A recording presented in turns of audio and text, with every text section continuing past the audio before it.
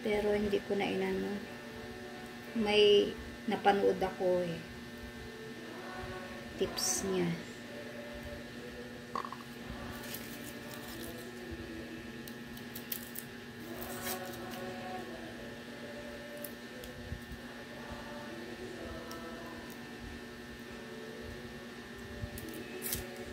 Nagawa din po ako ng fermented onion.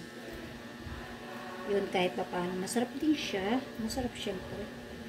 Ang fermented onion.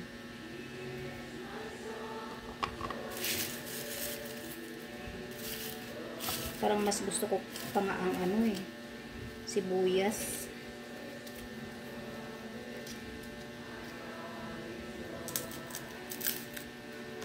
Kaysa sa bawang. Pero lang, balance lang.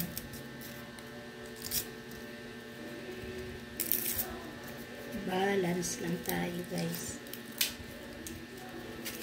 Sa lahat ng bagay, balance. Kasi masama pag sobra.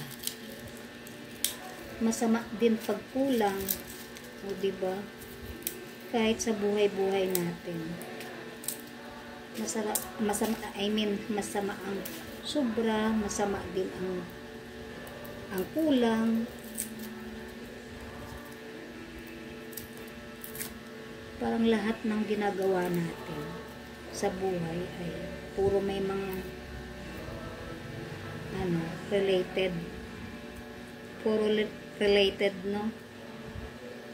Related sa pagkain, sa lifestyle,